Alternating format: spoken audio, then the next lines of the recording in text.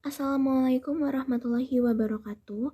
Perkenalkan saya Pipin Feria, mahasiswa Kesejahteraan Sosial Institut Teknologi Kota Pagar Alam. Video ini saya buat untuk memenuhi tugas ujian tengah semester yang diberikan oleh Bapak Marianto selaku dosen pengampu mata kuliah Community Organization. Pertanyaan pertama, jelaskan pendapat Anda mengenai apa itu perilaku organisasi dan kenapa perilaku organisasi tersebut penting untuk dipelajari bagi Anda sebagai seorang pekerja sosial profesional. Perilaku organisasi merujuk pada cara individu-individu dalam suatu organisasi berinteraksi dan berperilaku. Ini mencakup bagaimana orang berkomunikasi, bekerja sama, mengambil keputusan, dan beradaptasi dengan perubahan di lingkungan kerja. Studi tentang perilaku organisasi penting bagi pekerja sosial karena memahami perilaku organisasi membantu pekerja sosial memahami dinamika internal organisasi tempat mereka bekerja. Ini membantu mereka beradaptasi dengan budaya organisasi, memahami struktur kekuasaan, dan memahami bagaimana keputusan dibuat. Perilaku organisasi juga membantu pekerja sosial memahami faktor-faktor yang mempengaruhi motivasi dan kinerja individu dalam organisasi. Dengan pemahaman ini, mereka dapat mengidentifikasikan dan mengatasi hambatan yang mungkin menghambat kinerja individu, serta merancang strategi motivasi yang efektif untuk meningkatkan kinerja. Pertanyaan kedua, setiap individu memiliki karakteristik yang unik. Jelaskan secara rinci bagaimana perilaku setiap individu dapat mempengaruhi perilaku organisasi. Perilaku setiap individu dapat mempengaruhi perilaku organisasi dalam beberapa cara. Yang pertama, motivasi. Perilaku individu yang termotivasi tinggi cenderung berkontribusi secara positif terhadap tujuan berorganisasi.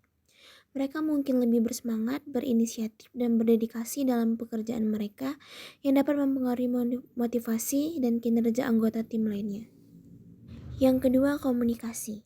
Cara individu berkomunikasi dengan rekan kerja dan atasan mereka dapat mempengaruhi kualitas komunikasi dan kolaborasi dalam organisasi. Komunikasi yang efektif dapat meningkatkan pemahaman, mengurangi konflik, dan memfasilitasi kerjasama yang baik. Yang ketiga, kepemimpinan. Gaya kepemimpinan individu dapat mempengaruhi budaya organisasi dan perilaku anggota. Kepemimpinan yang efektif dapat menginspirasi motivasi dan bimbingan anggota tim. Sementara kepemimpinan yang buruk dapat menciptakan ketidakstabilan dan konflik. Yang keempat, konflik. Perilaku individu yang tidak sejalan atau konflik antara individu dapat mempengaruhi dinamika kelompok dan tim kerja. Konflik yang tidak diatasi dengan baik dapat menghambat kerjasama dan produktivitas. Yang kelima, etika. Perilaku individu yang etis atau tidak etis dapat mempengaruhi budaya organisasi di mata publik. Individu yang bertindak dengan integrasi dan etika dapat membangun kepercayaan dan reputasi yang baik bagi organisasi. Pertanyaan ketiga, contoh masalah sosial. Yang pertama, kemiskinan. 2, pengangguran. 3, ketidaksetaraan pendidikan. 4, kenakalan remaja. 5, ketimpangan akses pelayanan kesehatan. 5, pelecehan seksual. 6, stunting, dan lain-lain. Bagaimana persepsimu tentang masalah sosial? Jelaskan faktor penyebab dan dampak yang diakibatkan dari permasalahan tersebut. Pilih salah satu. Pelecehan seksual adalah tindakan yang melibatkan eksploitasi, penyalahgunaan, atau pemaksaan terhadap seseorang secara seksual tanpa persetujuan mereka.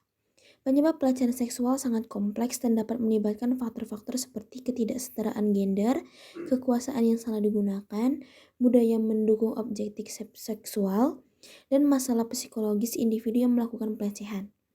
Beberapa faktor yang dapat menyebabkan pelecehan seksual antara lain: yang pertama, ketidaksetaraan gender. Budaya yang tidak menghargai kesetaraan gender dan memperlakukan perempuan sebagai objek seksual dapat memperkuat perilaku pelecehan seksual. Yang kedua, kekuasaan yang salah digunakan. Pelecehan seksual seringkali terjadi ketika seseorang yang melakukan kekuasaan atau otoritas penyalahgunaan posisinya untuk memaksa atau memanipulasi orang lain secara seksual. Yang ketiga, norma sosial yang merendahkan. Norma sosial yang merendahkan atau memandang rendah korban pelecehan seksual dapat memperkuat perilaku pelecehan. Yang keempat, gangguan psikologis. Beberapa pelaku pelecehan seksual mungkin memiliki gangguan psikologi seperti gangguan kepribadian atau gangguan kontrol impuls yang mempengaruhi perilaku mereka. Untuk selanjutnya di sini ada dampak pelecehan seksual. Yang pertama, dampak psikologis. Korban pelecehan seksual sering mengalami trauma psikologi seperti gangguan stres pasca trauma, depresi, kecemasan, dan gangguan tidur. Mereka juga mungkin mengalami penurunan harga diri, rasa malu, dan perasaan bersalah yang berkepanjangan. Kedua, dampak fisik. Pelecehan seksual dapat menyebabkan cedera fisik termasuk luka fisik, infeksi menular seksual, dan kehamilan yang tidak diinginkan. Yang keempat, dampak sosial dan hubungan. Korban pelecehan seksual sering mengalami kesulitan dalam membangun dan mempertahankan hubungan yang sehat. Mereka mungkin mengalami isolasi sosial, kesulitan dalam mempercayai orang lain, dan kesulitan dalam berhubungan intim. Dan yang keempat, dampak ekonomi. Pelecehan seksual dapat berdampak negatif pada karir dan pendapatan korban. Mereka mungkin mengalami kesulitan dalam mempertahankan pekerjaan atau mencapai potensi penuh mereka karena dampak psikologis dan emosional yang mereka alami. Salah satu tujuan dari komunikasi adalah untuk membuat terjadinya perubahan perilaku atau behavior change. Berikan contoh komunikasi yang dilakukan seseorang atau lembaga yang dapat mengubah perilaku audiensnya.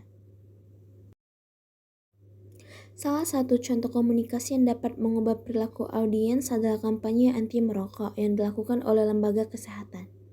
Kampanye ini bertujuan untuk mengubah perilaku merokok pada individu dengan menyampaikan informasi tentang bahaya merokok bagi kesehatan dan dampak negatifnya.